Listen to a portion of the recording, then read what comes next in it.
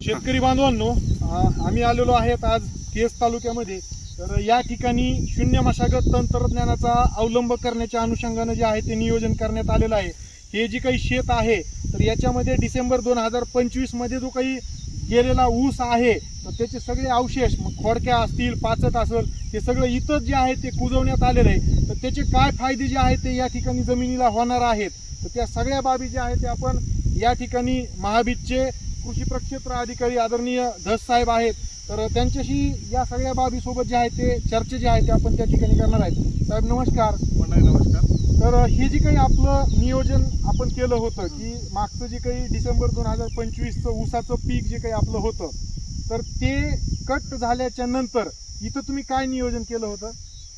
साहेब, याच्यामध्ये ते कट झाल्यानंतर आपण याच्यामध्ये काय केलं की हरभरा पेरला. तो हरभरा साधारणतः या 52 गुंठे क्षेत्रामध्ये आपल्याला हरभरा झाला 13 क्विंटल. बरोबर आहे. त्या अवशेष वगैरे सगळे इथं आपण गाडलेले आहेत जमिनीमध्ये. त्याचे जे फायदे झाले ते आपण एका मागच्या व्हिडिओ मध्ये पण पाहिले आणि याच्यात पण पाहतोय की ही जमीन पूर्णपणे भुसभुशीत आहे. आता याच्यामध्ये काय ती साहेब किती फुटाची? आता हे बेड साधारण 4.5 फुटाचे बेड आहेत. आपण तुम्ही पलीकडे उभे, मी इथं उभा आहे. याचं जे मधलं अंतर आहे 4.5 फुटाचं. आता हे जे पीक आहे हे पीक एक्झॅक्ट साधारणतः 50-52 दिवसाला काढणीला चालू होतं आणि 60-62 दिवसामध्ये पूर्णपणे पीक संपून जातं. आता याच्यातला फक्त आपण मधला गड्डा काढून घेणार आहे आणि तो गड्डा काढला याच्यामध्ये हा जो कुबीचा अवशेष राहणार आहे हा अवशेष आपण मुळालगत कापून हा मधल्या फटीमध्ये टाकणार आहे. मधल्या फटीमध्ये टाकलं तर याच्यामुळे काय होईल, तात्पुरतं तण व्यवस्थापन व्यवस्थित होईल. बरोबर आहे. मधल्या फटीतलं आच्छादन होईल.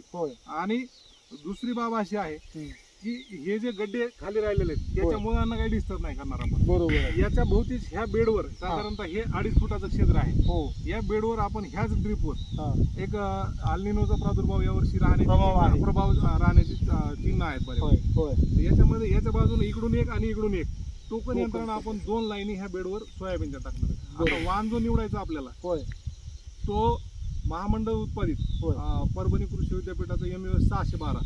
त्याबरोबरच जर आपल्याला MUS 731 किंवा 725 याचं सर्टिफाईड बियाणं जर भेटलं तर आपण ते बियाणं घेऊन याच्यावर टोकन पद्धतीने लागवड. एकूणच हेच जात निवडायचं कारण हे आहे शेतकरी बांधवांनो की अल्निनोचा प्रभाव आहे, पावसाचे खंड मोठे आहेत, म्हणजे कमी ड्युरेशनची व्हरायटी. हे वाण निवडण्याचं दुसरं एक कारण आहे.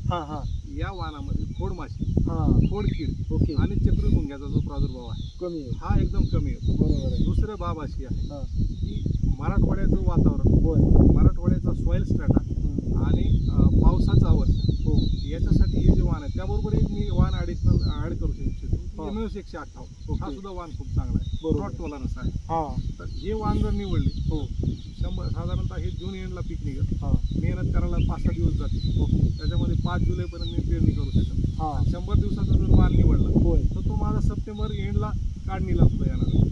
आणि त्याच्यानंतर जर जमिनीची परिस्थिती पोषक राहिली आणि तणाचा प्रादुर्भाव वगैरे जास्त जर झाला नाही तर हे बेड जर आबादित राहिले बऱ्यापैकी याच्यावर राजमा किंवा हरभऱ्याची जी वाण आहे रबीचं तर ते सुद्धा आपलं करण्याचं ह्याच बेडवर नियोजन. म्हणजे एकूण हे एक पीक खरीपातलं सोयाबीन आणि रब्बीतला हरभरा किंवा राजमा जे आहे ते आपण एकाच बेडवर असे सलग 3 पिकं घेऊन उत्पादन खर्च जो आहे तो कमी करणार. शेतीतला जो मशागतीचा वगैरे जो आवाढव्य खर्च वाढत चाललाय, ट्रॅक्टर, मजूर याच्यामध्ये आपल्याला जेवढं मिनिमायझेशन करता येईल आणि कॉस्ट कटिंग करता येईल ती आपण इथे करणार.